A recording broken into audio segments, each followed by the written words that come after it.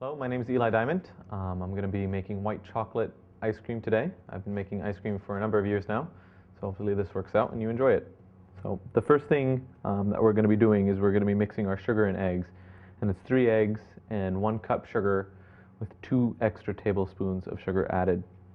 And this recipe is going to make about a quart of ice cream, which is your standard ice cream maker size, so it should fit in any ice cream maker. So fairly simple. It's just combine the eggs and the sugar in a mixing bowl. And then what we want to do is we want to just go ahead and blend it till all the sugars dissolve and it's a little bit aerated and fluffy.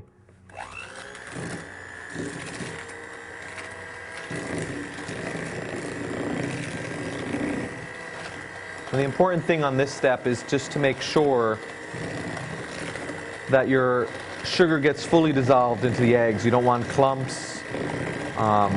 It can still be granular to the touch, but you just don't want clumps and it doesn't want to appear dry.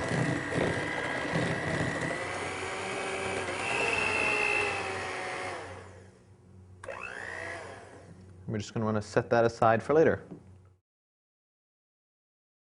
So now for this step, what we're going to need, and you need it for all ice cream pretty much, is a double boiler. And don't be afraid if you don't have it at home.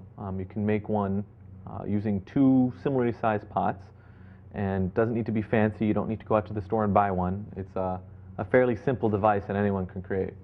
And all that it consists of is your base pot down here, this copper one. And all that I've done is filled it with about up to here 2 inches worth of water, which you can go ahead and boil.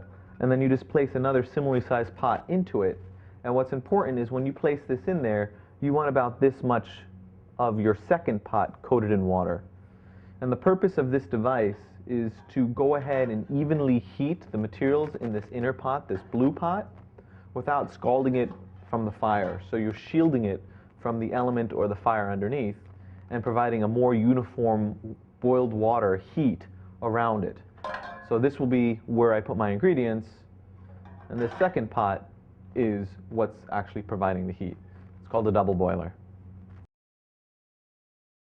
So in this step, what we're going to do is we're going to melt the white chocolate into the cream. And the first thing that we want to do is bring the water to a boil in our double boiler and then lower it down to a point where it's just simmering. Second pot in there, first pot, and then what you want to do is you want to take the light cream and add it while the water's boiling. You don't want to shut your heat, and you want to scald it. So you want to put it in fairly quick and basically bring your cream up to a point where it is beginning to simmer as well. Okay, so you can raise the heat slightly because that cold is going to change the temperature of the whole system. And now you just want to wait for the cream to go ahead and start simmering itself. Okay, so as the cream is in here and heating, you're going to want to occasionally stir it. So you don't want it to get too hot unevenly. You want to create an even heat throughout. So as you're stirring, once you get it to the point where you're at close to a simmer, you always want to make sure you watch your lower heat because you don't want the water in the double boiler to start really violently boiling.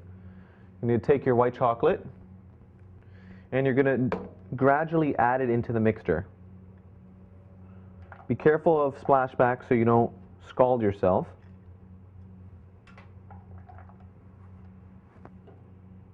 Again, you have to always monitor heat when you're working with a double boiler.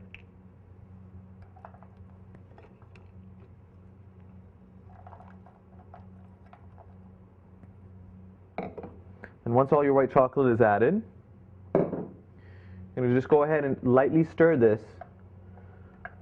as the chocolate melts. And the chocolate will melt, if you have your heat right, pretty quickly. And the goal of the step is to get all the chocolate completely melted so that you have a liquid mixture, which you're going to go ahead and combine with the egg and sugar mixture in the next step. But the most important part of this is don't let the chocolate sit on the bottom or else you'll burn the chocolate and you won't have a good flavored ice cream. And in the end, what you should have is a mixture that is fairly liquidy and runny and very hot. So be careful not to scald yourself. So at this step, what we're going to be doing is taking our chocolate and milk or cream mixture and combining it with the egg and sugar mixture, which we'd set up before. And the key part of the step, the most important part of the step, is you want to add the hot chocolate slowly into this mixture, or else what you're going to do is you're going to end up cooking the eggs and scrambling them in here. And you don't want scrambled eggs in your ice cream. You want it to be a smooth consistency. So if I dump that entire thing in here at once, it's going to cook the eggs and make an egg ice cream. What you really want is a smooth mixture. So you'll see as I combine it slowly and mix the entire time. If you don't mix, you'll cook the eggs. And again, it's super important to be careful. The pot coming out is probably going to be very hot and won't pour extremely uniformly. So just make sure that you're prepared for it to drip. So mixer on, and slowly add while mixing.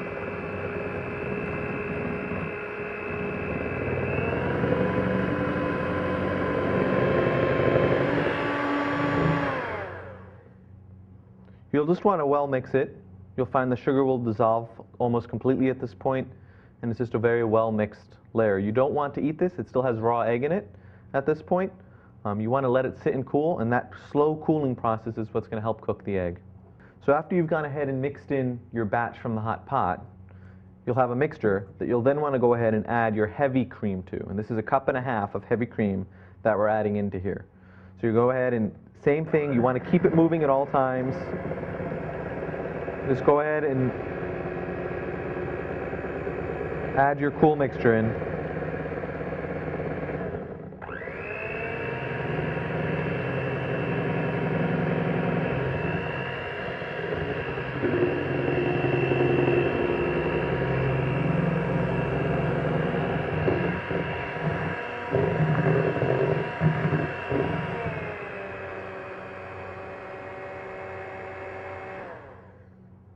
And then what you'll have is you'll have a mixture that's ready to put into your ice cream maker once it cools in about 20 to 25 minutes. You can stick it outside, or you can put it in a fridge or even a freezer if you're in a rush.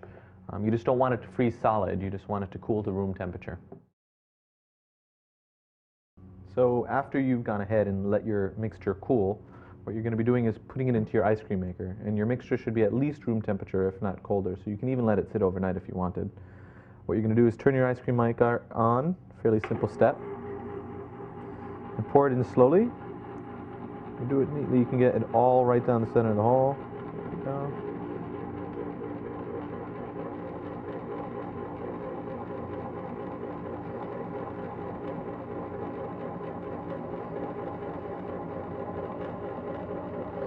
And the important thing to watch out for on this step is that you don't want to overfill your ice cream maker, because your ice cream is going to expand about 20 to 30% of the volume that you put in there. So make sure there's room for the liquid to expand and fill up space so it's not overflowing out of the container.